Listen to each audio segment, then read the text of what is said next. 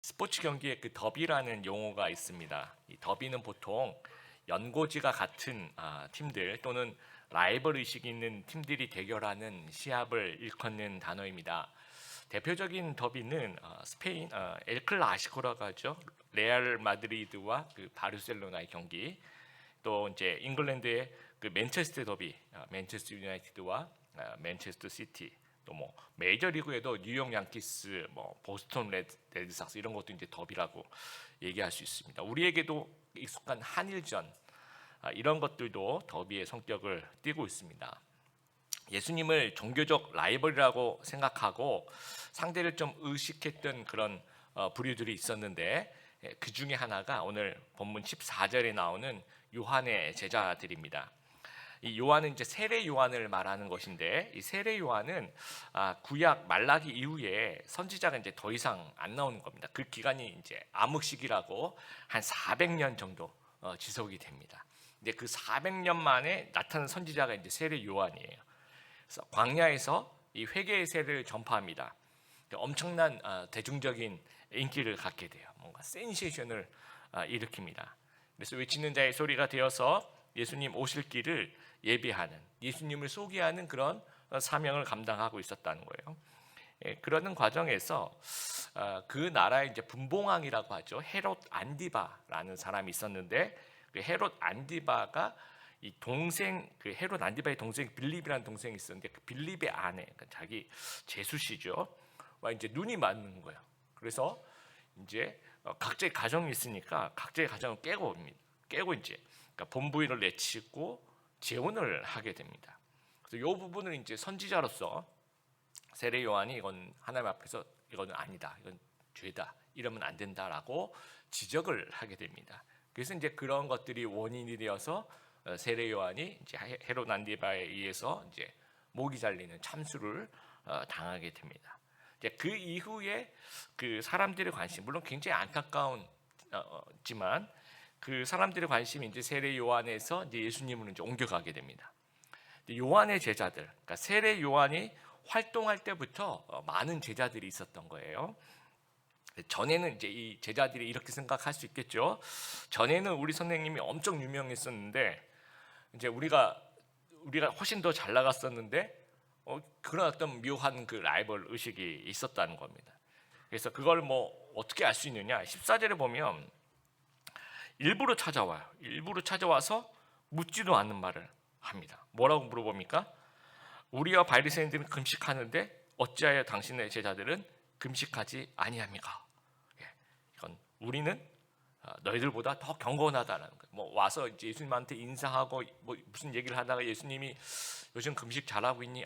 예수님 뭐 금식 얘기가 나와서 그런데 저 열심히 하는데 예수님 제자들은 왜 금식 안 하죠? 이렇게 물어본 게 아니에요. 그냥 무턱대고 와서 생뚱맞게 왜 금식 안 하십니까? 라고 이야기를 하고 있다라는 거예요. 자, 이 금식 규정은요, 모세율법, 이제 토라라고 하죠. 보면 1년에 딱 한 번입니다. 대속죄일이라고 하죠.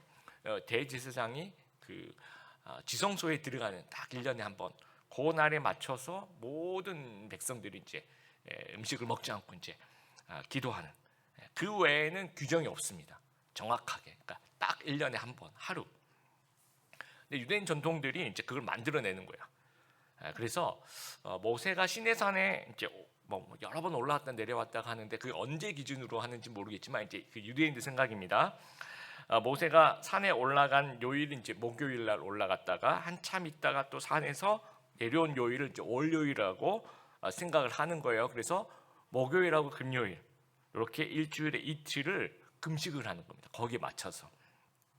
그래서 이제 하루 종일, 어떻게 하루 종일 금식할 수 있느냐? 해가 떠서 해가 질 때까지, 그때 이제 음식을 먹지 않는 겁니다. 그래서 일주일에 이틀 동안, 월요일과 목요일, 세례 요한의 제자들도 일주일에 이틀씩 금식을 했다라는 거예요. 그래서 14절에 우리와 바리새인들은 이렇게 금식하고 있는데 너희는 왜 안 하냐라고 이야기를 합니다. 우리는 이렇게 경건한데 너희는 왜 경건하지 않느냐? 우리가 훨씬 더 너희들보다 경건하다라는 얘기를 하고 있습니다. 그래서 이제 예수님께서 15, 16, 17절에 한 가지씩, 세 가지 예를 들어서 설명을 하고 있는 거예요. 첫 번째는 혼인 잔치에 대한 설명을 하고 있고요. 두 번째는 이제 옷감의 비유를 설명을 하고 있고, 세 번째는 다 가죽 부대에 대한 설명을 하고 있습니다. 이제 이 세 가지가 다 똑같은 얘기를 하기 위해서 세 가지 색깔로 설명을 하는 거예요. 그 어떤 얘기를 하고 싶으시냐면, 본질하고 그 본질을 담아내는 형식, 이게 비본질이죠. 본질과 비본질을 좀 구별하라는 얘기예요. 그래서 이제 본질에다가 비본질을 자꾸 맞춰야 되는 그런 작업을 해야 되는데, 너희는 거꾸로 이 비본질에다가 이제 본질 자꾸 맞추려고 하고 막 짜집기 하고 막 이러다 보니까 너희가 지금 생각을 잘못하고 있다, 이 얘기를 하고 싶은 거예요. 15절부터 볼게요. 혼인잔치에 대한 얘기입니다. 15절.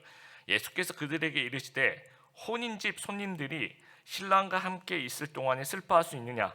그러나 신랑을 빼앗길 날이 이르니니 그때는 금식할 것이요.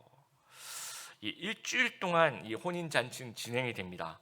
그러면 어느 요일에 시작을 했든지 간에 월요일하고 목요일 아까 금식하는 그날이 걸리죠.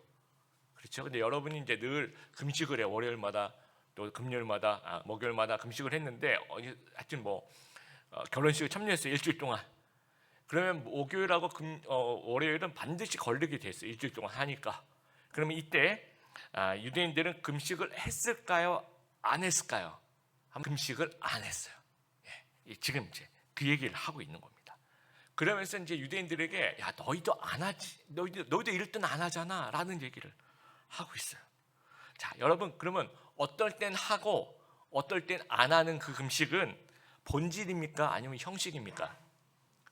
형식이에요, 형식. 왜냐하면 이게 본질이면 어디서든지 해야 되거든요. 그걸 뭐 어느 장소에 있든지 간에 해야 되는데, 어떨 땐 하고 어떨 땐 안 하고, 이건 형식이에요. 비본질이라는 거예요.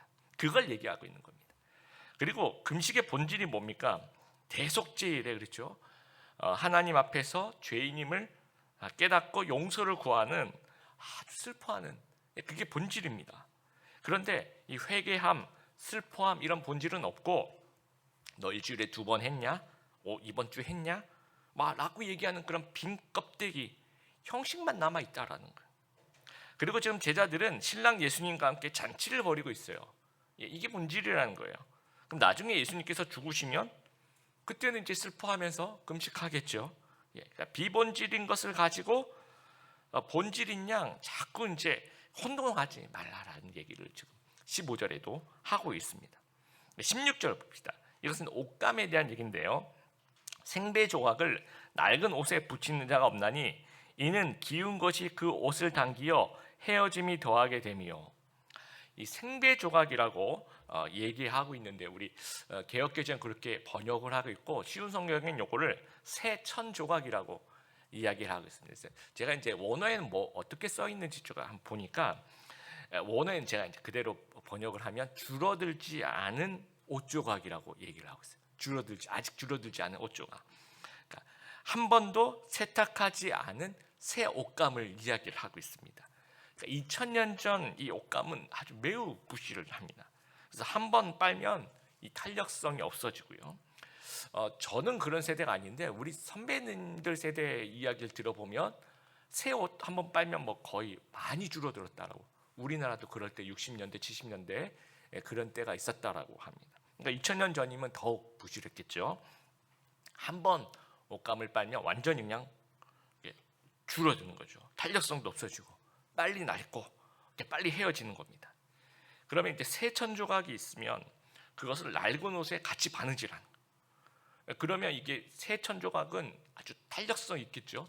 근데 낡은 거는 아주 그냥 흐물흐물하니까 이거를 이제 바느질을 하게 되면 이게 그러니까 탄탄한 쪽으로 막 당기게 되는 겁니다.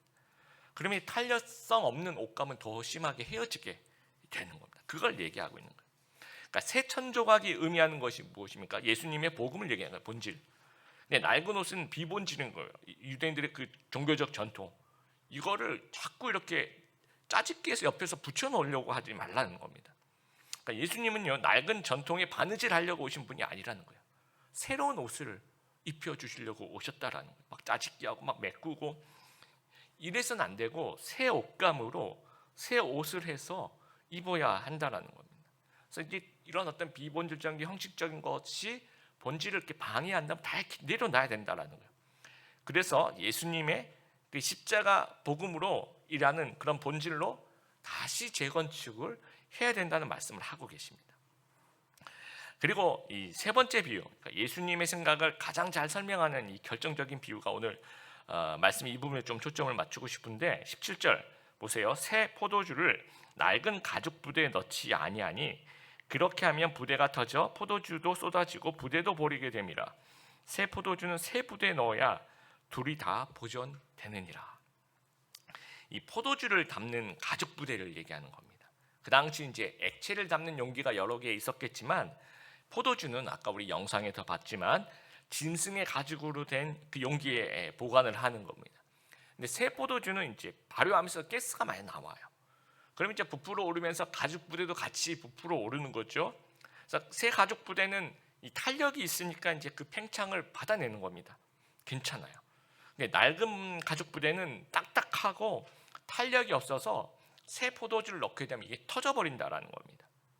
자, 이 새 포도주가 의미하는 것은 무엇입니까? 예수님의 복음, 이 본질입니다. 낡은 가죽 부대는 유대인의 그 전통, 종교적 전통을 얘기하는 거예요. 이 복음을 받아낼 수 없다라는 겁니다. 그래서 이 계속해서 우리에게 권면하고 있는 건 뭐냐면 너희가 새 가죽 부대여야 한다라는 거예요. 가죽 부대에 대한 얘기를 하고 있는 거예요. 인간이 만든 형식, 종교적 전통, 규칙 이게 어떻게 보면 다 비본질이고 형식이라는 거예요. 거기에 본질을 맞추려고 하지 말고 본질의 형식이 따라가야 된다 그 얘기를 하고 있는 겁니다. 그래서 우리에 대한 권면하고 있는 건 이건 예수님의 그 본질은 계속 새 포도주니까 우리 얘기입니다. 복음을 받아내는 그릇은 날마다 새 것이어야 한다라는 또 새 부대이어야 한다라는 그런 교훈을 우리에게 주고 계시는 겁니다. 제 시카고에서 트리니티에서 이제 신대원 이제 목회학 석사를 마쳤어요. 이제 3년 동안 목사님들이 이제 3년 동안 목회학 석사를 거치고 이제 목사 안수를 받는데 석사 과정이긴 한데 뭐 3년이면 일반 석사 과정보다 1년이 더 길죠. 그런데 이제 배우는 과목 자체가 좀 방대해요. 뭐 신약도 배우고 구약도 배우고 조직 신학, 뭐 역사 신학, 실천 신학 안에도 뭐 설교학, 뭐 상담학 뭐 해가지고 굉장히 좀 많이 있습니다. 그래서 이제 이 너무 방대한 과정을 배우니까 요 3년을 졸업하고 난 다음에 바로 박사 과정을 못 들어가요. 그래서 2년짜리 전공 석사를 하나 더 합니다. 이걸 이제 마스터 석사라고 하죠. 마스터 오브 티올로지라고 THM이라고 하는데 그때부터 이제 자기 전공이 생기는 거예요. 그래서 저도 이제 공부를 조금 더 이렇게 자기 전공을 좀 갖고 싶어서 뭘 할까 하다가 여러 가지 이제 생각나는 것들이 있었는데 저는 이제 어렸을 때부터 이제 교회 생활을 해서 그런지 교회에 대한 공부를 좀 하고 싶었어요. 그 교회에 대한 공부도 접근하는 방법이 굉장히 많거든요. 조직 신학적으로도 접근할 수 있는데 저는 조금 실천 신학적으로 접근해서 공부를 하고 싶어서 LA에 있는 그 플러 신학교에 가서 교회 성장학이라는 그 전공을 가지고 이제 2년 동안 공부를 했습니다. 공부를 하면서 굉장히 좀 뭐라 해야 될까요? 교수님들이 하는 2년 동안 늘 하시는 것들의 핵심이라고 해야 될까요? 그것이 이제 이런 거예요. 교회가 건강하게 성장하는 것을 방해하는 여러 요소가 있는데 그게 이제 외부적인 요인이 있을 수 있고 내부적인 요인이 있을 수 있다는 거예요. 외부적인 요인은 우리 코로나 같이 이제 이런 우리가 손쓸 수 없는 그런 부분이죠, 그렇죠? 그런데 내부적인 요인은 우리가 이제 손쓸 수 있는 거예요. 근데 저는 이제 이 교회 내부에 원인이 있다는 말이 굉장히 좀 충격이었습니다. 그래서 이제 그 공부하면서 배운 부분 대부분 이런 거예요. 대부분 교회 안에 내부적인 요인이 있다는 교회가 좀 힘들어하는 이유들이. 그래서 교회에 적은 교회다 이런 말씀들을 좀 많이 하셨어요. 생각해 보면 이제 오늘날 예수 그리스도의 복음의 가장 큰 장애물은 제도화되어 버린 그런 교회가 아닌가 생각합니다. 예수님은 좋은데 기독교는 진부하다라는 느낌을 주는 그런 교회라는 거예요. 제가 자라났던 교회를 한번 생각해 봤습니다. 지금 거의 80년 된 그런 아주 전통적인 교회입니다. 큰 문제가 있었던 건 아닌데 당시 대부분 교회들이 그랬던 것 같아요. 하여튼 그 당시 교회들은 다 그랬습니다. 종교적 형식과 본질을 혼동하면서 이 전통과 제도를 굉장히 우선했던 그런 교회였던 것 같아요. 이 30년 전 제가 대학교 1학년 때 우리 교회 역사상 첫 찬양팀이 이제 신설이 되었어요. 난리가 났었죠. 우리끼리 너무 좋아했습니다. 그런데 드럼 절대 치지 말아라. 그때는 드럼 불가. 그래서 드럼을 교회 사지도 못했어요. 일단 첫 들어와도 아무도 못 치게 하니까. 그리고 공예배에서는 기타를 어떻게 예배 시간 기타 치냐고 막 혼나고, 그래서 공예배 시간에는 치지 말고 전자악기 이런 거 안 되고, 공예배 시간 가스펠송 절대 안 되고, 하여튼 그럼 언제 찬양팀 그럼 왜 만들었어요? 우리는 언제 합니까? 그러니까 준비 찬송할 때 허락이 된 거예요. 준비 찬송이라는 단어 자체도 좀 비성경적이라고 생각을 하는데, 그래서 오후 예배가 3시, 제 기억으로는 3시 정도 시작이 된다면 2시 40분부터 20분 동안 이제 이거는 허락이 됐던 거예요. 오후 예배 준비 찬송. 그때는 뭐 키보드도 치고 기타도 치고 베이스 기타도 치고. 그래서 그 당시에 베이스 기타를 누가 쳤습니까? 제가 전에 한번 말씀드린 적 있죠. 제가 쳤습니다. 안 그럴 것 같이 보이는데 그 당시에는 이걸 들고 서 있기만 해도 와, 베이스를 교회에서 친다 그래서 제가 치는 거를 보기 위해서 다른 교회에서 오신 분들도 계세요. 제가 베이스 치는 거 진짜 보려고. 믿거나 말거나입니다. 그리고 예배 시간에 모자 절대 쓰고 있으면 안 돼. 그때는 그랬어요. 왜 그런지 지금 이해가 안 됩니다. 그리고 막 추리닝 같은 거 입고 오면 엄청 막 청년부 안에서 선배님들한테 막 되게 혼나고 그랬던 시절이 있고, 주일날 뭘 사 먹으면 안 돼. 못하게 했어요. 근데 이제 집에 가서는 다 사 드셨는데 교회에 와서 이렇게 다른 사람들이 볼 때는 이걸 굉장히 좀 금기시 했습니다. 그런 일이 있었어요. 저희 주일날 이제 청년부 모임을 다 끝마치고 좀 늦게, 오후 늦게 뭐 거의 저녁 시간 다 됐죠. 청년들 임원들이 남아서 이제 뭐 수련회였는지 뭘 준비를 하고 있었던 거예요. 그래서 이제 막 좀 배고프니까 임원들이 이제 그 당시 이제 젊은 우리 청년부 목사님한테 목사님 짜장면 사주세요 그렇게 얘기를 했어요. 그랬더니 그래 너희 수고하는데 내가 사줄게. 그렇게 이제 흔쾌히 얘기를 하시는 거예요. 근데 아마 그 목사님 아마 내가 사줄게라는 말 속에 어떤 생각을 하셨냐면 교회에서는 안 되니까 우리 이거 빨리 끝내놓고 버스 타고 한 2정거장 이렇게 가서 안전지대로 일단 들어가서 우리 교인들이 이제 지나가지 않을 만한 그런 짜장면 집에 가서 우리가 조용한, 그래서 내가 사줄게, 이제 그 얘기이셨던 거예요. 근데 그 임원은 그렇게 듣지 않고 와우 목사님이 사준대 하면서 주문을 이렇게 전화를 해가지고 배달을 시킨 거예요. 그래서 이제 정말 그것도 아무것도 모르는 우리 목사님은 그냥 가만히 있는데 갑자기 한 30분 뒤에 이 가방을 들고 교회 문을 활짝 열고 짜장면 시키신 분 하면서 그 청아한 목소리가 교회 안을 막 울려 퍼지는 거예요. 그래서 목사님 얼굴이 완전히 하얗게 질려가지고, 그 당시엔 진짜 뭐 이렇게 막 사 먹고 잘못 걸리면 막 잘리기도 하고 막 교회 따라서 막 그러기도 했던 시절이었죠. 얼굴이 하얗게 질려가지고 도대체 이게 무슨 일일까? 목사님 그 짜장면 사주신다 그러셨잖아요 하면서 청년이 그건 시키고, 그래서 막 이제 보니까 주위를 살펴보면 감사하게도 어르신들은 다 집에 가셨어요. 교회에 우리만 남아 있었던 거예요. 그래서 애들은 이제 청년부실에서 열심히 이제 짜장면을 먹고 있는데 그 목사님은 얼굴이 하얘서 애들이 그 완전 범죄를 다 끝나고 이제 다 치우고 바깥에 내놔서 다 가져가는 그 완전 범죄를 일어나는 그 시간까지 정말 하얗게 질려있던 모습을 지금도 생각이 나요. 지금도. 그때 이제 저는 몰랐는데 지금 생각해보면 진짜 당황하셨겠다라는 생각을 하게 됩니다. 여러분 지금 교회들은 어때요? 지금 한 30년 지나갔습니다. 드럼 다 치죠. 모든 교회들이 그때 그렇게 못 치게 했던 교회 다 칩니다. 어느 교회 가든지 제일 좋은 자리에 드럼이 위치하고 있어요. 또 뭐 가스펠송 다 불러요. 예. 그리고 주일날 짜장면 다 먹어요 요즘에. 예. 요즘 다 합니다. 그러면 여러분 이게 본질입니까? 형식입니까? 본질이면 이게 30년 전에도 안 되면 지금도 안 되는 거잖아요. 그렇죠? 근데 이건 형식이라는 거야. 예. 그때는 안 되는데 지금 이거 다 형식이라는 말이에요. 그래서 이 오랫동안 이 비본질을 추구하는 동안에 이 본질을 제대로 우리가 한국교회가 담아내지 못하고 30년 지나가는 거예요. 전도도 힘들고 청년들 교회 많이 떠나가고. 여러분 복음은 진리예요. 진리는 낡아지지 않습니다. 언제나 새 포도주입니다. 문제는 이제 가죽 부대인 거예요. 우리가 문제입니다. 처음에는 우리가 새로운 가죽 부대를 만들어서 포도주를 만들어요.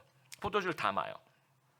근데 인간의 속성 중에 하나가 좀 안주하고 싶어 하는 겁니다. 막 변화하고 싶은 마음이 변화하고 싶지 않은 마음이 우리 안에 있는 거예요. 점점. 그래서 가죽 부대는 점점 낡아져요. 그리고 사람들은 익숙해져요. 그 낡은 가죽 부대. 그래서 그 낡은 가죽 부대 옹호론자로 이렇게 변해가는 겁니다. 그러면서 점점 새 포도주를 담아내지 못해요. 우리 점점 이 나이 들수록 점점 그게 더 심해지는 것 같아요. 그래서 이 가죽 부대라는 것은요, 안에 담긴 내용물이죠. 포도주와 사람의 입이 마주치는 접촉점입니다. 이 복음과 세계가 만나는 접촉점이라는 거예요. 그러니까 하나님의 말씀과 이 세계가 만나는 접촉점이라는 거예요. 근데 하나님의 말씀 안 변해요. 근데 세계는 변하고 있습니다. 그럼 이 접촉점도 달라져야 되는 거예요. 그래서 우리가 낡아지면요, 이 복음을 담아낼 수가 없어요. 접촉할 수가 없는 거죠. 그래서 가죽 부대는 언제나 새로워져야 된다라는 거예요. 그러니까 예배 본질도 그래요. 하나님의 영광을 높이고 찬양하는 거, 이것이 본질입니다. 근데 나머지는 다 비본질이에요. 나머지는 어떤 가죽 부대의 성격을 띠고 있다라는 거예요. 그래서 날마다 예배의 본질을 담아내려면 가죽 부대도 날마다 새로워져야 된다라는 거예요. 언제나 새로운 접근과 형식으로 새 포도주를 담아내야 된다라는 겁니다. 본질 중심의 패러다임 시프트가 매일매일 일어나야 된다라는 거예요. 미국 캘리포니아 코스타메사에 갈보리 채플이라는 곳이 있습니다. 지금도 있어요.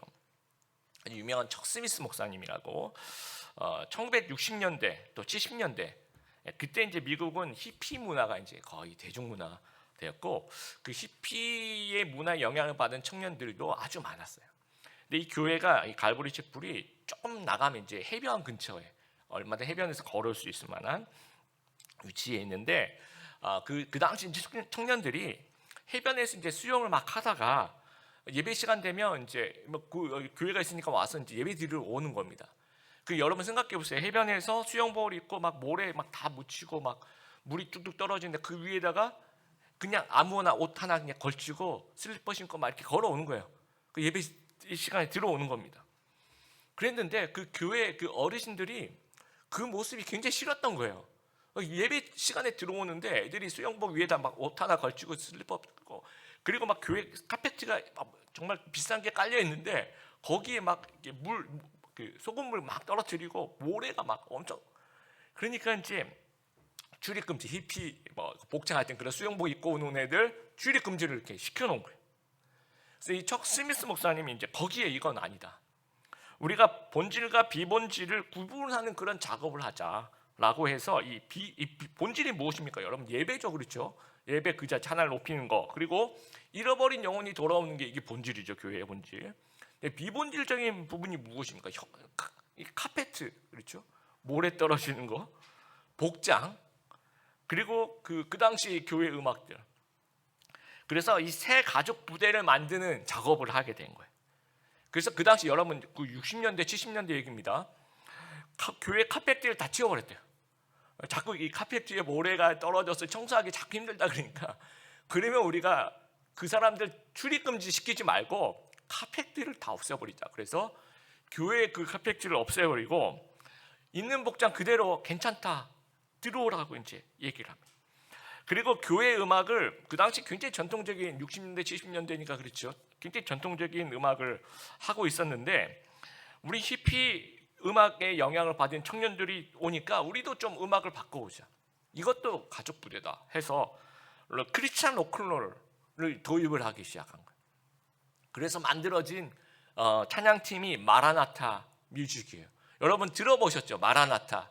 뭐 그 이후에 나타난 뭐 호산나라든지 그 마라나타 음악 우리도 지금 많이 불러요. 먼저 그 나라와 을을 이거 마라나타 찬양이고요. 사랑하는 나의 아버지 이것도. 근데 여러분 지금 조금 옛날 노래인데 이제 그렇게 생각하지. 60년대, 70년대 이런 노래를 불렀다는 거예요. 그 지난 우리 12월 폐회송이었던 찬양 주의 이름 높이며 하는 찬양 있죠. 이것도 이제 마라나타 찬양이에요. 주께 가오니 날 새롭게 하시고 이것도 다 마라나타 찬양. 이게 70년대, 여러분 70년대 이런 찬양을 불렀다고 생각해 보세요. 난리 났겠죠, 그렇죠? 그래서 이 본질과 비본질을 구분 못하는 이 요한의 제자들, 바리새인들도 있었을 거 아니에요, 교회에서. 굉장히 비판을 많이 했습니다. 예배가 무슨 록 콘서트냐, 뭐 예배가 너무 가볍다. 지금 다 해요, 지금 다. 그래서 이 갈보리 채플이 계속 그 교회의 가죽 부대를 새롭게 하는 일에 중점을 두기 시작해요. 그러면서 본질이 살아나기 시작합니다. 그러면서 지저스 무브먼트라는 예수 운동이라는 것이 일어나기 시작해요. 그 1970년대 이 교회에 초신자가 매달 900명씩 등록하기 시작합니다. 그 본질인 잃어버린 영혼을 찾는 것들이 본질이 살아나기, 그 가죽 부대가 바뀌니까 본질을 담아내는 거죠. 그리고 그 당시 이제 70년대 2년 동안 새로운 사람들에게 세례를 베푸는데 세례 받는 사람이 8,000명이에요. 여러분 2년 동안 8,000명이면 어마어마한 겁니다. 그래서 우리가 이 새 가죽 부대로 변하면 복음은 더욱 살아나는 거예요. 그 복음은 더 잘 전달이 되는 거고 복음이 더 선명해지는 겁니다. 그래서 드림이 교회도 참 감사한 게 우리 드림이 교회는 굉장히 새 가죽 부대를 만들기 위해서 굉장히 열려 있는 교회이기 때문에 저는 굉장히 하나님께 감사를 드립니다. 근데 계속해서 우리의 마인드가 또 우리 형식적인 부분이 낡은 부대로 계속 남아 있는 부분이 있다면 복음에 방해가 되지 않도록 우리가 변화하는 것을 좀 두려워하지 않는 좀 저희들이 되었으면 좋겠어요. 언제나 교회 가족 부대를 이렇게 새롭게 하는 일에 중점을 두고 본질이 살아나는 그런 교회가 되었으면 좋겠습니다. 그리고 또 하나 새로워져야 되는 대상이 무엇이냐면 우리예요. 나. 여러분 오늘 요한의 제자들이 예수님께 와서 뭐라고 얘기합니까? 예수님과 예수님 제자들은 왜 금식 안 하세요? 우리 금식해요. 라고 나와 타인을 이렇게 비교합니다. 자, 그러니까 예수님이 뭐라고 얘기하냐면 너는 지금 새 가죽 부대니? 라고 이 대답을 하고 계시는 거예요. 자, 이 대화를 우리가 좀 잘 이해했으면 좋겠습니다. 요한의 제자들은 나와 누굴 비교해요? 자꾸 딴 사람 비교해요. 나는 잘해요. 너는 잘 못해요. 계속 비교하는 거예요. 우리 모습과 너무 비슷해요. 나는 누구보다 잘해요. 나는 누구보다 나아요. 그렇게 비교를 하는 거예요. 근데 예수님의 비교는 너는 지금 새 가죽 부대인가라는 거예요. 타인과의 비교가 아니라 나와의 비교를 이야기하고 있다라는 거예요. 나는 지금 이제까지 내 모습 중에서 최고의 모습인가라는 거예요. 한번 우리 성도님들 생각해 보세요. 나는 지금 이제까지 내 모습 중에서 가장 새로운 모습으로 오늘 예배에 임하고 있는가라는 거예요. 복음은 언제나 새로운데 나의 가죽 부대는 오늘도 새 가죽 부대인가라는 겁니다. 오늘의 나는 누구랑 싸워야 됩니까? 어제의 나와 싸우는 거예요. 타인과 싸우는 게 아니에요. 어제의 나와 싸워야 되는 겁니다. 여러분 언제 우리가 마지막으로 복음에 감격하며 또 마지막으로 우리가 울면서 찬양했던 적이 언제입니까? 우리가 마지막으로 말씀에 반응하면서 정말 그 하나님께 나갔던 적이 언제입니까? 그게 지금입니까? 라고 예수님께 물어보네요. 지금 너희가 새 가죽 부대인가? 라고 물어보는 거예요. 그래서 오늘 제목을 여러분 어제의 첨단은 오늘의 전통이라는 이렇게 지어봤습니다. 어제의 첨단은 오늘의 전통이 되는 거. 어제의 신앙의 전성기였다면 오늘은 그러니까 괜찮다라고 생각하는 그 순간에 우리는 낡은 부대가 되어가고 있다라는 거예요. 가만히 있으면 여러분 가만히 있으면 늙어요. 우리 작년에 또 올해 오기 전에 여러분 한 살 더 드셨는데 그 한 살 더 먹기 위해서 어떤 노력을 했습니까? 가만히 있었어요. 그랬더니 갑자기 눈 깜짝한 사이에 한 해가 가면서 한 살이 더 먹었어요. 나이가. 그리고 여러분 가만히 있으면 더러워져요. 아침에 씻고 나갔는데 저녁이 되면 또 이렇게 헝클어지는, 그렇죠? 또 가만히 있으면 또 뒤처지는 겁니다. 그러니까 하나님과의 만남이 과거형이어서는 안 된다는 거예요. 과거의 추억으로 살고 있다면 이건 낡은 가죽 부대라는 겁니다. 어제 익숙했던 형식이 오늘의 나태를 가져온다면 이것을 과감히 버릴 필요가 있다는 거예요. 새로워져야 된다는 겁니다. 오늘이 마태복음 48번째 시간이에요. 이 순서대로 쭉 가는데 이 새해 첫 주일 너무나도 적절한 본문을 주셔서 너무 감사해요. 정말 이게 일부러 그렇게 맞추기도 힘든데 정말 감사합니다. 여러분 오늘 이제 제가 이 성부영신 예배 준비하기 바로 전에 제 이제 방에서 준비하다가 저기 만년필을 쓰거든요. 만년필에 잉크가 좀 거의 다 이렇게 떨어진 것 같아서 만년필을 이렇게 잉크를 교체하는데 그 만년필 한 달에 한 번씩 이렇게 잉크를 새로 충전하는데 그때 기분이 정말 좋아요. 뭔가 이 뚜껑을 열어서 거의 조금 남아 있는 것들 좀 떨어뜨리고 이렇게 푹 담궈서 이렇게 돌리면 이렇게 잉크가 쫙 이렇게 충전이 되는 게 눈으로 보이거든요. 그러면서 이제 이렇게 닦아내서 다시 이렇게 장착해서 이렇게 딱 쓰는 그 기분, 굉장히 새로운 기분. 오늘 이 새해 주신 이 말씀이 우리에게 좀 그런 것이 되었으면 좋겠어요. 새해에는 좀 이런 기분으로, 새로운 마음으로 새 가족 부대 같은 그런 신앙생활 좀 했으면 좋겠어요. 어제의 나보다 오늘 더 새로워질 수 있는 것을 좀 시도해 볼 수 있는 죄들이 되었으면 좋겠어요. 제가 요즘에 성경 통독을 이제 60독째 지금 하고 있습니다. 제 나이만큼 성경을 읽고 싶은 열심히 읽었는데 훨씬 더 이제 더 많이 읽었어요. 근데 지금 이제 60독을 거의 다 지금 요한계시록 들어갔습니다. 근데 제가 느끼는 게 내가 너무 매너리즘에 빠졌어. 내가 60번째 읽고 있으니까 내가 성경 다 알아. 막 이런 자세로 내가 혹시 읽고 있는 건 아닌가 생각될 때가 가끔 있었어요. 막 2장, 3장 이렇게 넘어가는데 잠깐 내가 2장 뭐 읽었지? 그거 읽긴 읽는데 머릿속 하나도 기억이 안 나요. 그 다시 돌아가서 읽고 그런 적도 많았거든. 그래서 제가 올해 61독부터 이제 새 가족 부대 정말 새로운 마음으로 그래서 제가 반드시 뭘 할 거냐면 이제 손에 색연필을 꼭 쥐고 아주 천천히 그래서 이제 낭독 성경도 하면서 들을까 그 생각도 있어요. 하여튼 이번에는 저 집중해서 공부하듯 읽는다 생각 안 하고 이걸 한자 한자 공부한다는 마음으로 그렇게 읽어보겠다. 이게 새로운 마음을 또 주셨어요. 또 이제 내일부터 우리가 신년 영성 수련을 하죠.